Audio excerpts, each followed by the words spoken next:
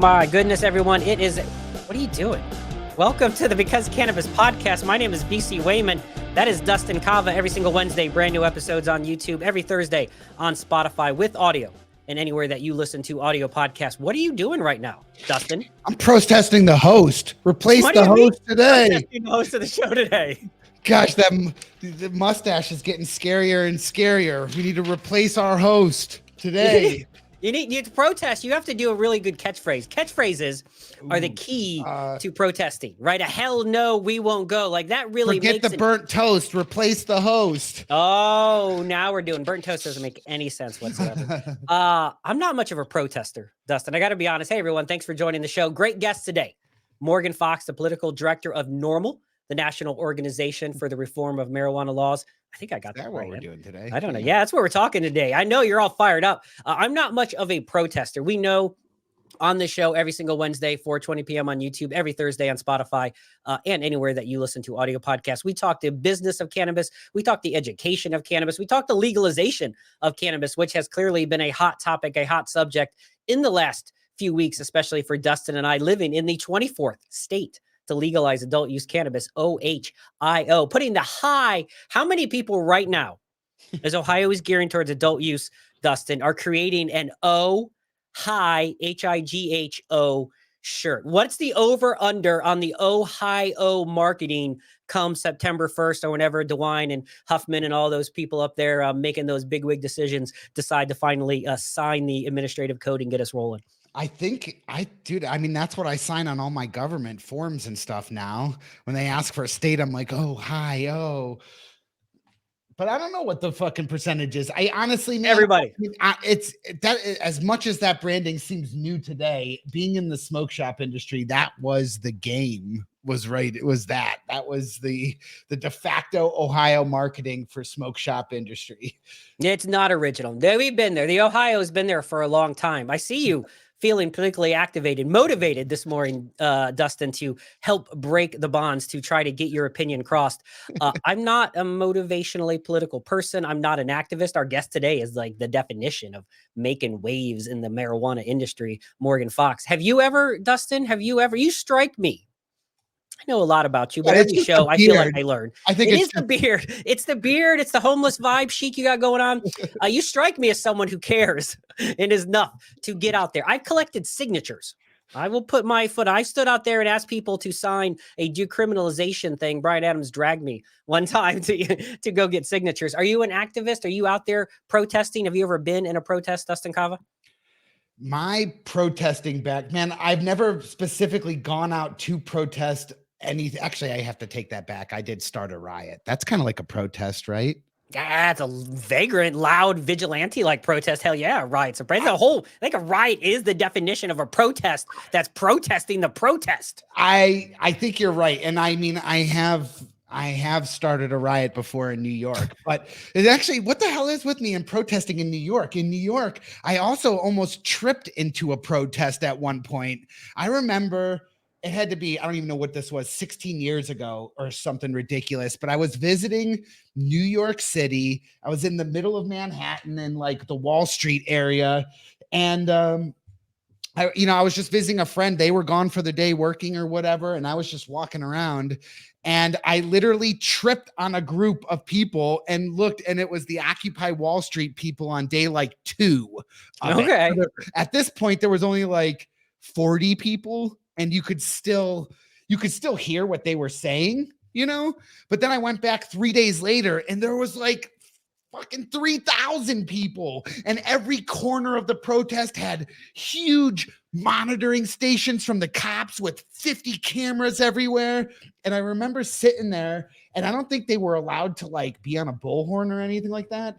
But I remember there was this good staple of protest. Right. You would think, right? But I think in this case, it was like the largest game of telephone between 3,000 protesters. You'd have this small group of people in the middle, and he'd be like, we need to change Wall Street. And then 2 rows back would be another guy, we need to change Wall Street. And then 3 rows behind that guy. And so you just heard it like 9 times as it moved throughout the whole 2,000 people. And yeah, I think, but I've never, I guess, yeah, I've never after that gone to anything. Well, that's obviously the great place to start. By the way, Occupy Wall Street, September to November from 2011. That's when you were there, is for the most part. So if we bring our guest in today, he's a shy fella, not on the camera today, but Morgan Fox, the political director of NORML. He's going with an orange juice excuse on the camera. We're going to let him slide on that one today. Morgan Fox, political director of NORML. Have you ever protested? Have you ever got out there with signs and stood out there and held no, we won't go? Is that your vibe, Morgan? I mean, back in the day, absolutely. There's a lot of different forms of activism, and I think that we need people just radically engaged in all of them. As I've gotten older and had kids, I've kind of shied away from some of the more physical actions involved. I mean, especially after like getting my ass kicked by the Cleveland PD back in '03.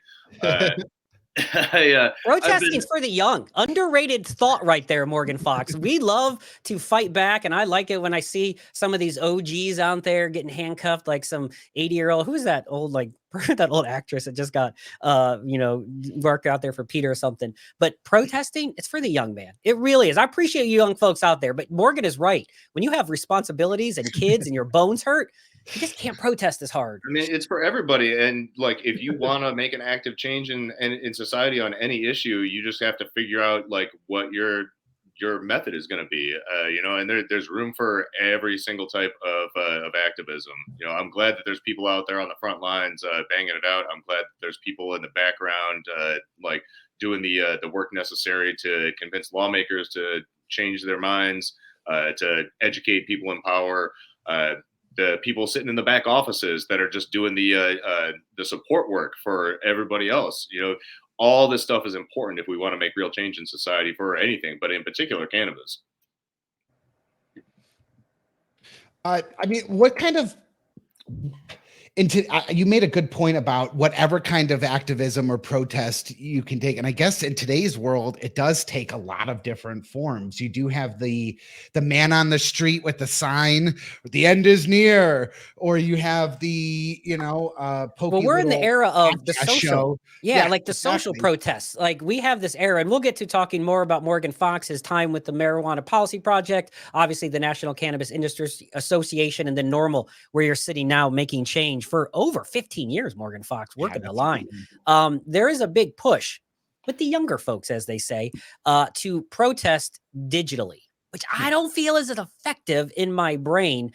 Is that something, Dust or Morgan, as you've gone through this industry the last 15 years, the protesting was probably in the streets for so long, but now it has to be done on this digital landscape. What has that transition been like for you on how to get the word out activism wise, where those young people who are the most vocal live now in this digital world? How hard is that to push activism in a field of digital cornucopia of crowd? Well, that's an interesting question. When I started doing this work professionally, it was kind of right on the cusp of when social media was really starting to blow up and becoming like an everyday part of the vast majority of people in this country's lives. And I have to say that it is responsible for a lot of the change that we've seen, because you can very easily provide information to people that is outside of whatever government propaganda that we might happen to be getting, dissemination of research, etc., but also allowing people to connect with each other and share their own experiences with cannabis, and to share their experiences with the criminal justice system as it relates to cannabis. And I think that the advent of social media has really done so much work in terms of being able to highlight the harms associated with cannabis prohibition, and to also allow people that are of like mind and think that cannabis prohibition is a crime against humanity for the most part, to be able to find each other and connect with each other, and to be able to organize with each other. So it has done a lot for us in terms of being able to change laws. And slowly, as politicians have started to pay more attention to what people are saying on social media, it becomes a way to be able to more effectively directly reach out to the people that hold power, and to be able to facilitate real change. Are they actually listening? I mean, I picture it's a lot easier to click off my email or not watch the video than it is to have a crew standing out in front of my office posting and screaming on a bullhorn. Is this democratization of activism? Is it actually becoming more effective in that sense, or is it easier for them to kind of mute out? I think that it's absolutely becoming more effective by the day. We saw a big jump about a decade ago in terms of online cannabis activism, and it has absolutely played a vital role. But like I said earlier, there's a lot of different forms of activism, and as long as people have their messaging right and aren't doing things that could potentially turn people in power away from us, what I like to call like whacktivism. I think that the sky is the limit, and increasingly politicians are living online, and so they do pay much more attention to this stuff nowadays. I mean, I can personally attest that at the federal level, pretty much every single congressional office has at least a couple of staffers that are their sole job is monitoring social media and monitoring conversations around issues that they care about. So if you can make sure to rope those people into those conversations and show them that there are a whole lot of people, particularly their constituents, that care about this issue, it raises its priority. And I got to say, like, in terms of politics, social media aside, the support for cannabis policy reform is basically a mile wide but an inch deep for the most part. Even for people that are diehard cannabis policy reform supporters, usually it's not their number one issue or even their number 5 issue, right? And politicians feel the same way unless they hear from their constituents that this is a priority issue. Now, this is starting to change. We've seen polling as recently as middle of last year showing that the average voter is actually considering cannabis policy reform to be a higher and higher priority issue, and particularly people that actually support it and support legalization are viewing this as a higher and higher priority issue. And lawmakers are starting to take note, but we still have a lot of work to do in order to make them prioritize this issue. Because, I mean, when it comes down to it, especially at the federal level, there's a very limited amount of time and a limited amount of bandwidth to be able to get things done, really, especially on issues that aren't things like national security or the federal budget. So you really have to have a groundswell of popular opinion telling people not only that they support this issue, but that they care about it more than other issues and that they want them to take action on it. And I think that there has been that going on, especially recently, and particularly over the last year. And we need to take advantage of that. We still have a lot of work to do in terms of raising the priority of this, but also, especially when we're talking about like incremental changes in cannabis policy, while some of the bigger, more comprehensive changes, especially at the federal level, are going to be difficult to make happen just logistically, and also there's just not the votes there to actually push it through yet. Smaller changes like protecting Second Amendment rights for cannabis consumers, protecting housing rights for cannabis consumers, protecting employment rights within the federal government for cannabis consumers or people who have consumed cannabis in the past, protecting national security clearances for people that have consumed cannabis or are medical cannabis patients, making sure that VA doctors are allowed to officially recommend medical cannabis to their patients within the auspices of the states that they reside in. All of these incremental changes are things that are pretty popular, but might not necessarily be top of mind for a lot of lawmakers unless their constituents and voters tell them so. And we try to amplify their voices as much as possible every single day. But also those incremental bills are a lot easier to slide into other legislation or to fit into committee schedules because they're a lot less contentious. It sounds like what you're describing is kind of what is happening here in Ohio, right? We have Ohio recently, last December, became the 24th state to vote for, in a ballot initiative, adult use cannabis. And it was 57%, one of the higher approval rates as far as voting goes. But yet we sit here, we're in February. We know we're looking at sometime, maybe September 1st is our guideline. We've had both happening at the end of the year. And so we know that our state Congress, has some time off in these things. But I think in this state in particular, and obviously other states deal with this, Is that what happens? We get this vote, it gets passed, and I know that, you know, a bill has to be signed, and there's a lot of argument over language and tax allocation and money, always money. Even right now in Ohio, this idea that we didn't know what we were voting for, it's such a mute argument that's like, not only are we going to barely discuss this, but we're going to flat out tell you, you're an idiot. You knew absolutely They did nothing. come out on the attack, right? Yeah. And so I don't know what that is. It's such an insult to the process that I don't know. I have a hard time seeing the incremental updates when we're told we're wrong from the start, even after passing something with such a majority.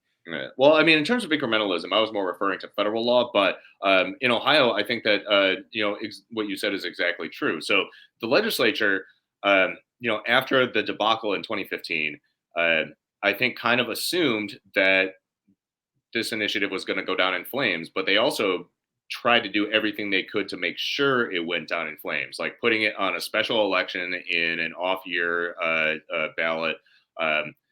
Honestly, the reproductive rights folks really saved our asses because they spent a whole lot more money bringing people to the polls than would have showed up if it was just cannabis on the ballot. Despite our best efforts, again, we're talking about prioritization of issues here. But I think it was really telling that the legislature had over a year to address this and keep it off the ballot and pass something similar. And they decided to punt and say like, oh, well, this will never pass. We're not even going to really think about it. And then as soon as it did pass, they were in red alert mode. And that's really a bad way to pass laws. When you have not really considered the issue at all and you're in a mad dash to pass something as quickly as possible. Luckily, NORML supporters came out in force, as well as a bunch of our allies, and contacted their lawmakers and said, hey, don't mess with issue 2. Leave this alone. The voters knew what they were voting for. They said what they were voting for. Now you need to follow the script and let this be implemented as it was written.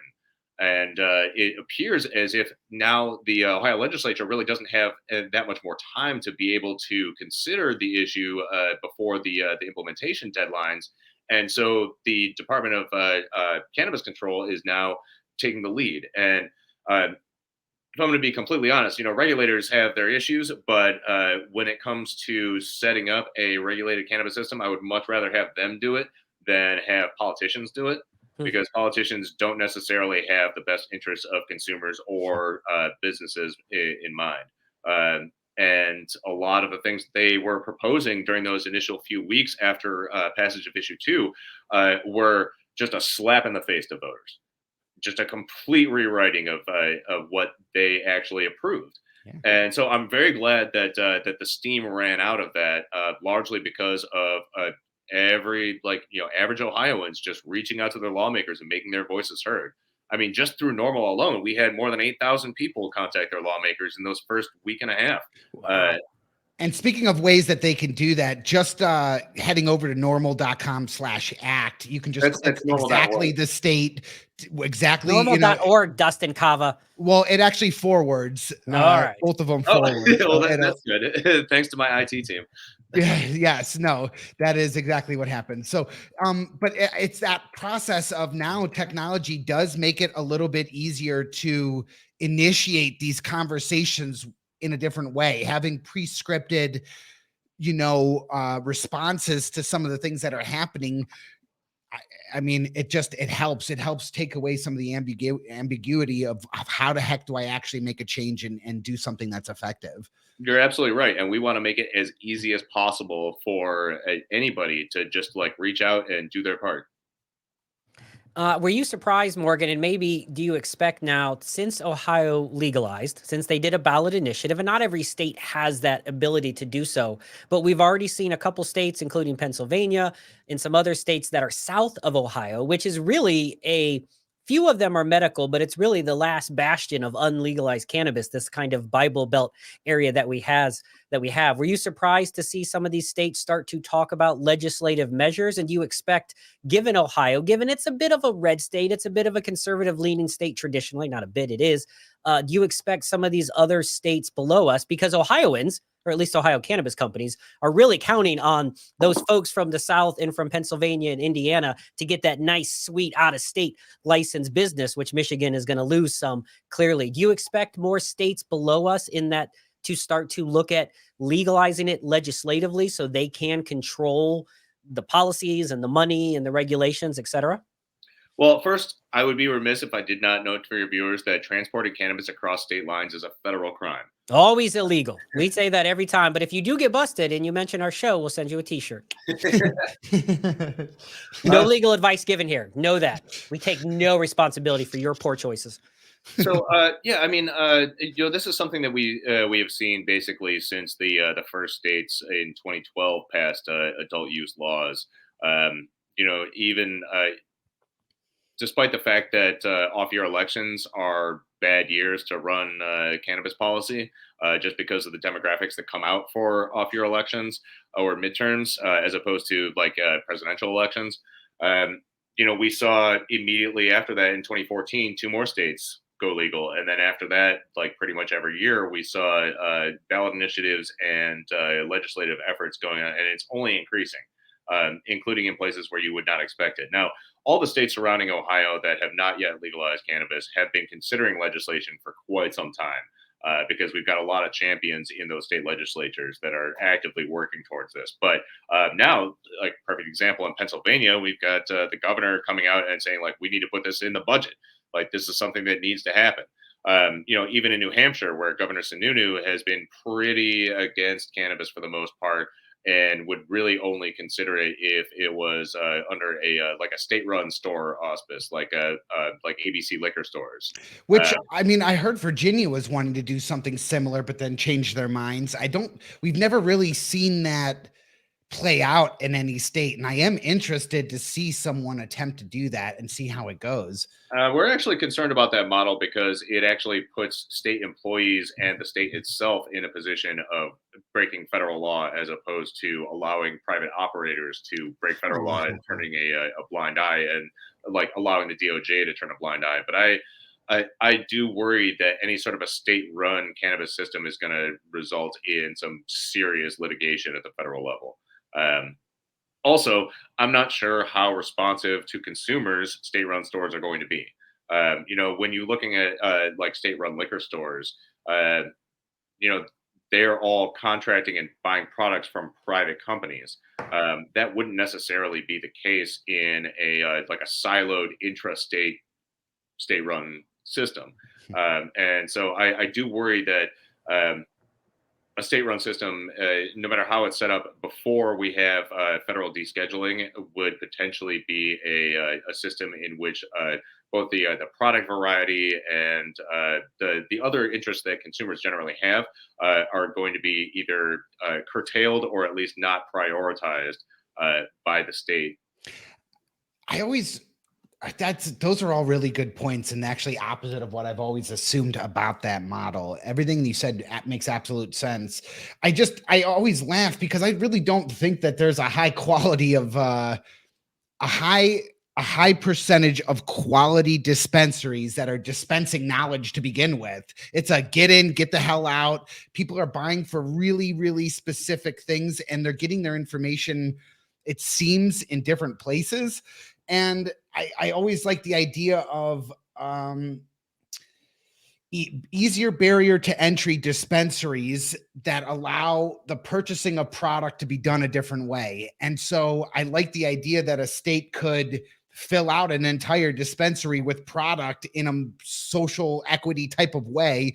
30% of the stores get from these types of licenses or from these areas or whatever, and kind of enforcing some of those things more, because at this point it seems like we're getting into this. Cannabis is getting so out of hand sometimes at the business level that there's slotting going on where it's going to cost me $1 million to have the shelf space before we ever sell the product in there. And the barrier of entry to get your product seen and heard from a bud tender is harder and harder. So how do we bring in some of these newer companies in that way and kind of give them a voice still without having the capital to buy out shelf space? Well, that's a really good point. And shelf space, especially when it comes to like social equity brands, is a real big problem. Um, the thing is that I don't necessarily think that state governments are going to really prioritize providing shelf space for them. I mean, it definitely could happen. And if we ever do run up against or end up implementing a state-run system in any state, I think that it is very important that we really push for regulations that make sure that the government retailers echo the The people, the essentially. things that, well, I mean, not only that, but like echo their intentions towards promoting social equity licensees with shelf space.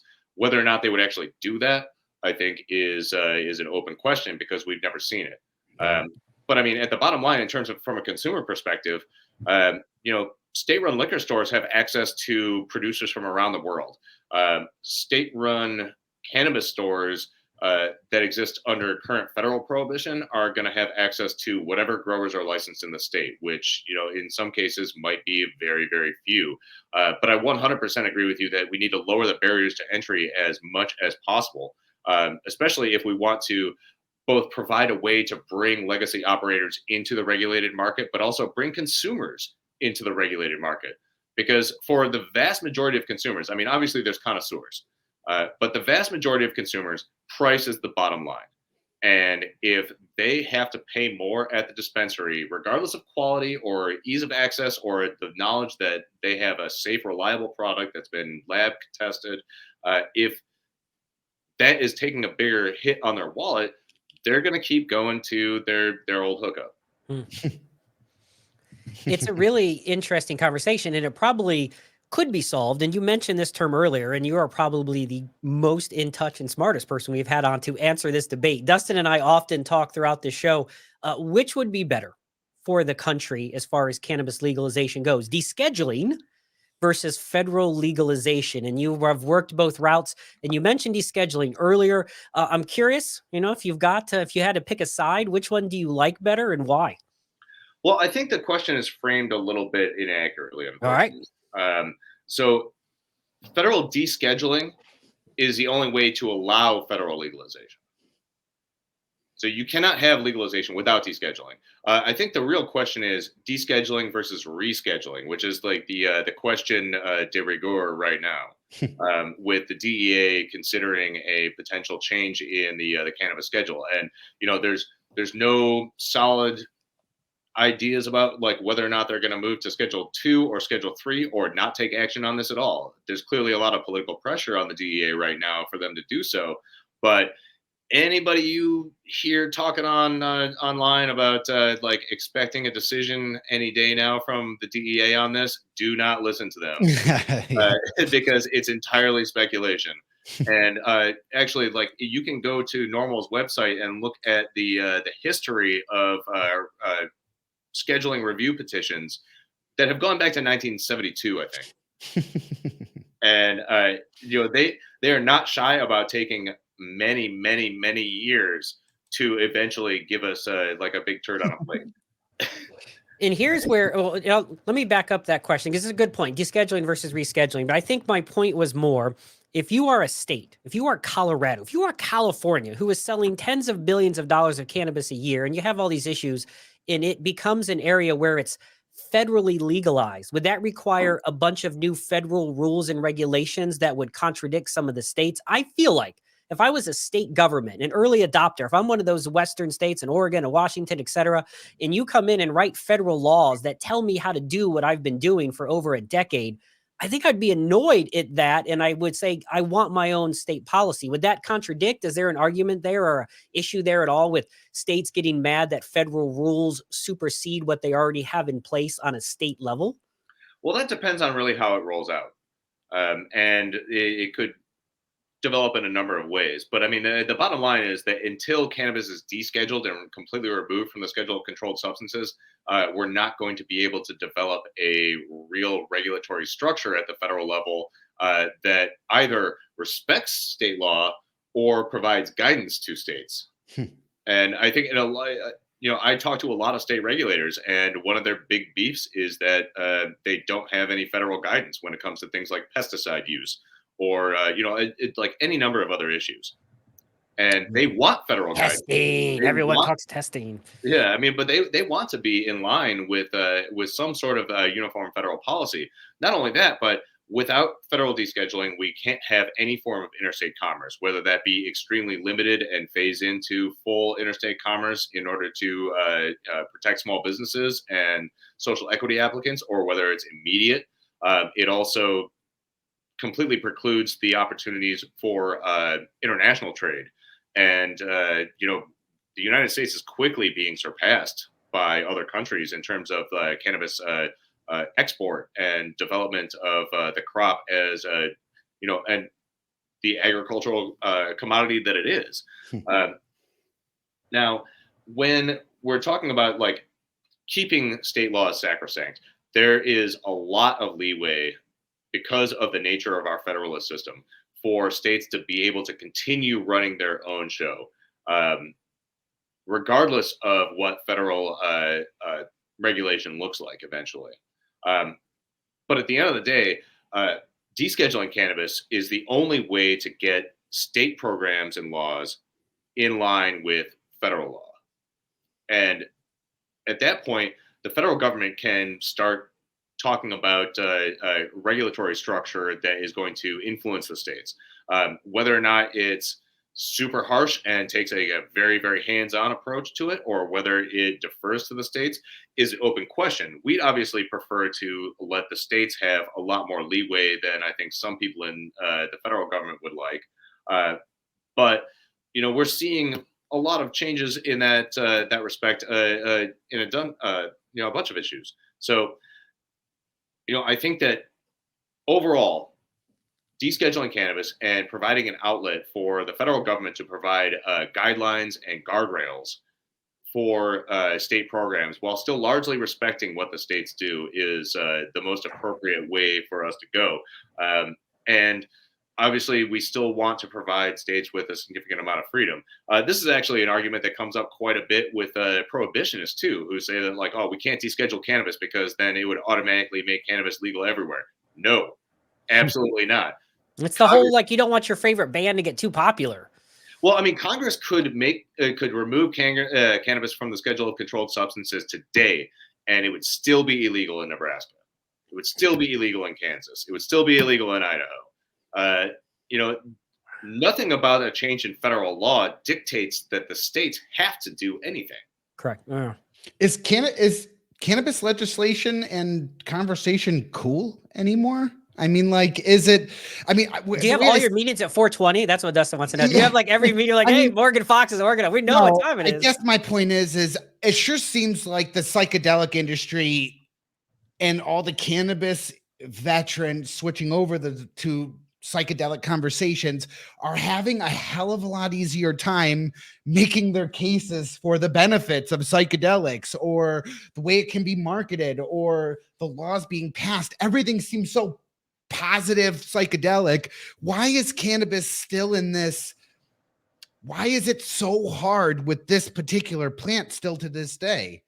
Well, Dustin, I feel you 100%. And that was really confusing for me for a while. I'm like, dude, why are like GOP members of Congress coming out in favor of people being able to take mushrooms who are still voting against cannabis? Yeah. And honestly, I think that it's largely because of the clear use that has been shown already for veterans for psychedelics, but also the fact that far fewer people use psychedelics than cannabis. And for better or worse, and I mean, I don't want to necessarily assign motivation or claim bigotry on the part of anybody in Congress necessarily. You ask me about a specific member, maybe I'll tell you. But I think that a lot of the same stigmas associated with cannabis when it first became illegal back in 1937 and when it was hyper-criminalized in the early 70s under the Nixon administration, a lot of that sociological animus against cannabis consumers remains. Whether in the forefront or in the background of lawmakers' minds. And so that's something that we have to work on. But they don't necessarily have, like, some of those same lawmakers don't necessarily have a negative connotation with like mushroom use as they do with cannabis use. So they're much more willing to be at the forefront of that because they view it in their minds as being much more limited and being like really focused on therapeutics. And also they are seeing really, really great results for that. But we're seeing the same sort of results from cannabis. But cannabis has to butt up against like the historical stigmas associated with it, as well as the fact that there's still unfortunately a lot of despite the fact that it's an incredible tool for disparity. If it is, you if can the law definitely is ignore not the people that centered you don't around like electorally Yeah. with that. But I mean, that's a little bit less of an issue these days. I mean, it definitely still is an issue, but it's less of an issue than it was like back in the 70s. Now, what I think is the one of the most serious issues is that partisan politics have become involved in this, where like support for cannabis policy reform is now fully bipartisan. We've seen that now a slim majority of Republicans support legalization, but when you look at younger Republicans, it's much higher. But a lot of the people in Congress right now are unfortunately like of a past generation that basically has dealt with like tons and tons and tons of negative propaganda about cannabis, and they're still just uncomfortable with it. And even the ones that are comfortable with it are still willing to use it as a political tool to hurt their partisan enemies. A perfect example of this was when Senator Tester from Montana, who is a Democrat and is up for re-election this year, proposed a slate of veterans-focused issues, one of which was allowing VA doctors to be able to officially recommend medical cannabis to their patients.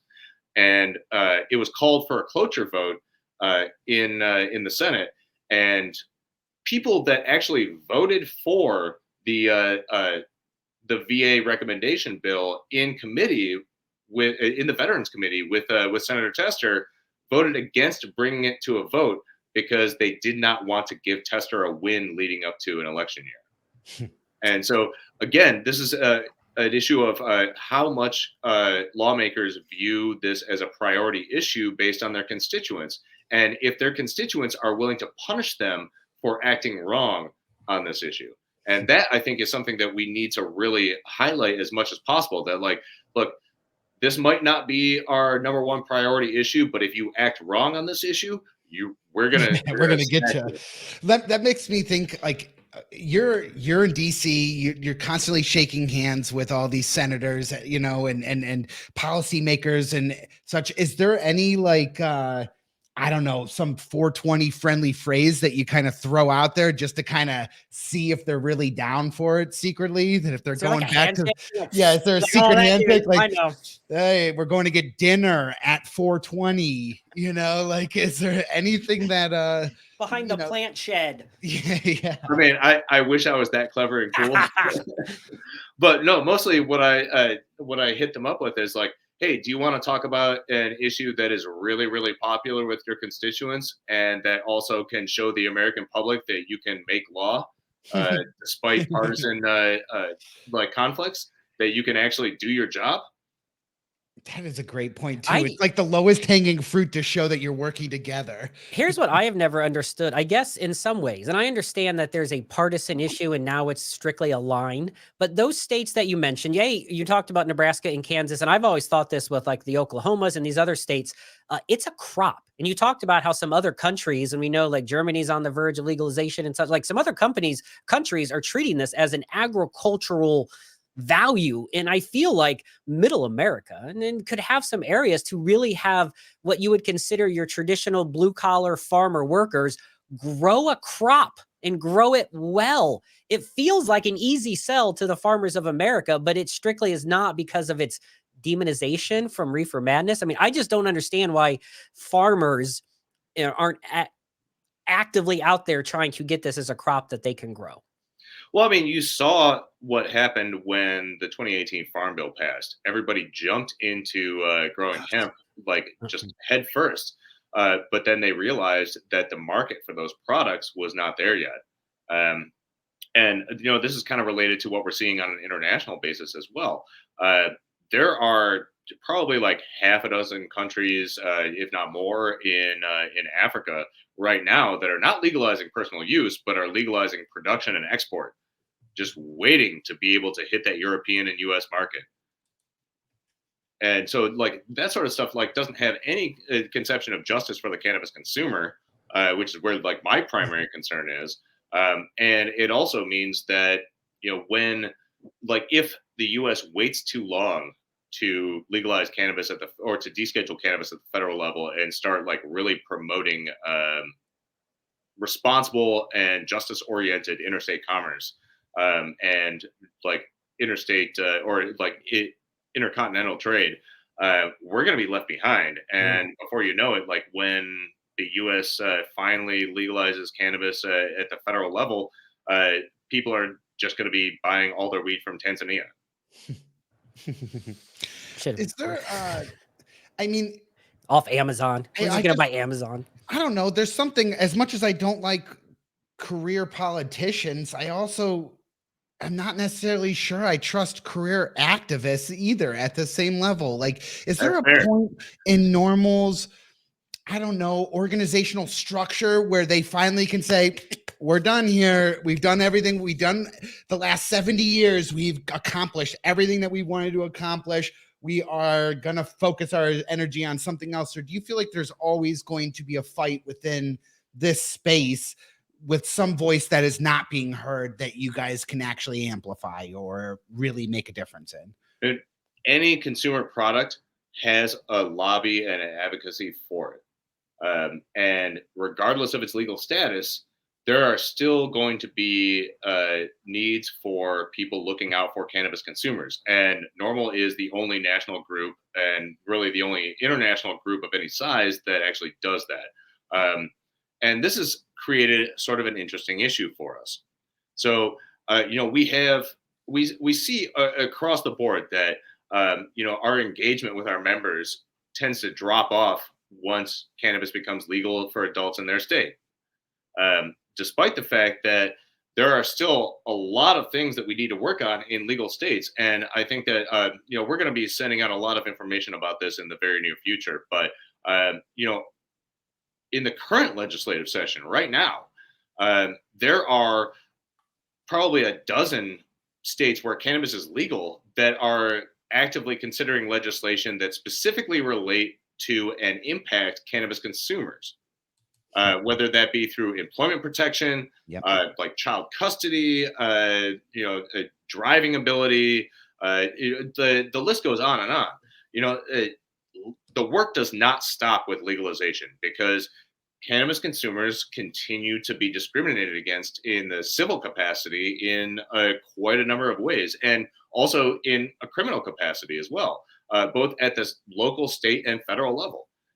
So, the work does not stop when we legalize cannabis, and like as soon as you can go to a store legally and not worry about getting busted for buying a quarter of a flower or something like that. But even in these legal markets, we're consistently running up against things like potency caps or purchase caps, or as I mentioned earlier, all the civil penalties that can unfortunately impact cannabis consumers despite the fact that it's legal.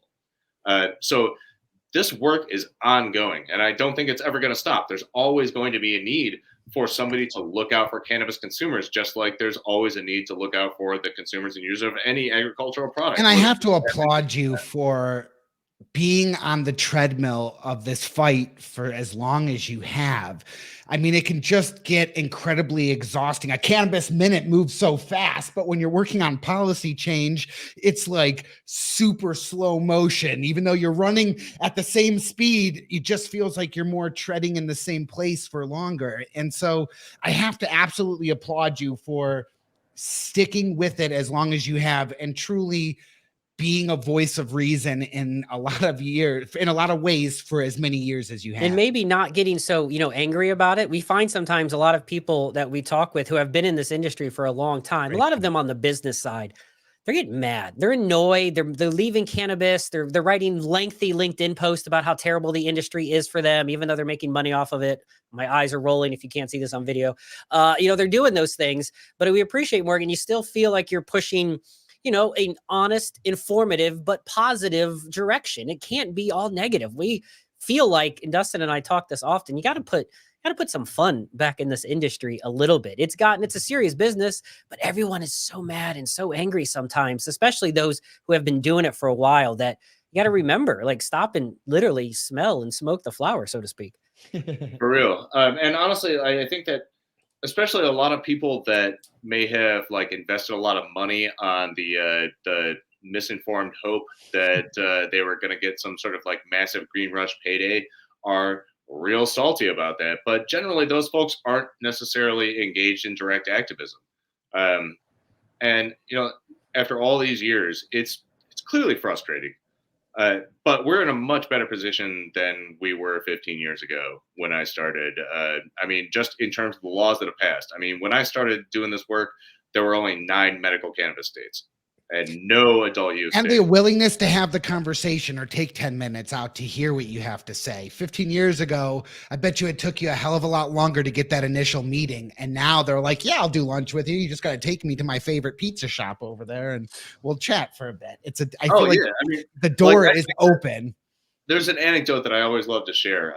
Like back in 2009, the guy that I was working for under MPP, Bruce Merkin at the time, relayed to me the story where he hit up the CNN like pitch line and was talking about something that was like an important policy issue regarding cannabis. And the person on the other end of the line, who was just like just a random staffer, started laughing so hard that they had to put him on hold. And then when they came back, they were like, okay, Mr. Marijuana, how can we help you? Obviously, they did not like put him on. But I mean, in the years since then, the environment has changed significantly. And I think that, right now, we have an opportunity to really make serious change. And if you want to be a part of what that change looks like, you have to get active with whatever organization you want. Obviously, I want to pull as many people into NORML as possible, just because we have a great chapter and volunteer structure that allows people to be able to run their own show for the most part, just with assistance from us. I think that we're at a really crucial point right now, and if we don't maintain the pressure, if we get lackadaisical, if we get complacent, just because so many of us have access to legal cannabis now, dude, there's still plenty of places. I mean, even in legal states where, your cannabis use can impact like a lot of your civil liberties. And we also want to look out for, consumer safety as well. And, things like lab shopping and, the proliferation of synthetic cannabinoids. Yep. These are all things that we're trying to help regulators deal with. And at the state and federal level, you got to be active if you really want to see the changes that you want to see happen. You can't just do it in an echo chamber among the other people that are following your weed channel. You have to go branch out outside of it. And I think that providing information like the way you guys are doing right now is absolutely necessary to activate people and get them involved in the political process. And I got to say, that's one of the things that I've loved the most about this career journey is seeing how active people can get when they just get a little bit of empowerment and when they are just shown how they can make an impact. And then they start thinking of new ways that they can make an impact that maybe we haven't even considered of. Make your impact, everyone, right? We got to make our impact. You can make your impact. Visit normal.org, NORML.org. We'll find the link in the comments below to there. That's how you can start to make your activism as well. A lot of great topics we talked about today with Morgan Fox, the political director of NORML. Morgan, thank you so much for joining. We got so much we really wanted to talk about, but we're just getting going. So hopefully we'll get you back on the show in a little bit. Maybe when Ohio finally gets their act together, we'll talk through some of the rules and regulations. But thank you so much for joining us. Make sure you give a subscription to the show while Morgan's on. That way you'll stay up to date on our latest information. Thank you, Morgan, for joining us. We appreciate you kind of hanging with us for an hour today to talk a little bit about what you're doing in the industry. Thanks, guys. I really appreciate it. You're awesome. And just to clarify, like, NORML is a consumer organization, not an industry organization, but there is some overlap. There's a little bit of overlap. That's how you consumers make your voice heard. Absolutely on that. We'll say goodbye to Morgan. Thank you very much, Morgan Fox, the director of NORML, or the political director of NORML.org. Easy for me to say. How awkward was that NORML.org.com thing? By the way, they bought both. Shout out to them. Dustin, like, I'm right, trying to get with the guest. That's how it happens here sometimes on the Because Cannabis podcast every single Wednesday, 4:20 p.m. on YouTube. Every single Thursday on Spotify with video, and anywhere that you listen to audio podcasts. Be sure to give us a follow socially at MeetWM. We'll put some great stuff on there. Got some great interviews coming up. Be sure to check out some of the other great stuff we've had on the channel recently. Some educational series about THC alphabet soup, about concentrates. Great interviews with Jim Belushi, Andrew D'Angelo, Jorge freaking Cervantes, and be sure to check out the Leafly 2023 Strain of the Year permanent marker, spoiler alert, but listen to what David Downs from Leafly.com has to say about that. All right, everyone, give us a subscription. We appreciate you watching the show. We'll follow anywhere you're at. Dustin, as always, great chatting with you on the show, and we'll see you next week. All right, everybody? Later. Later.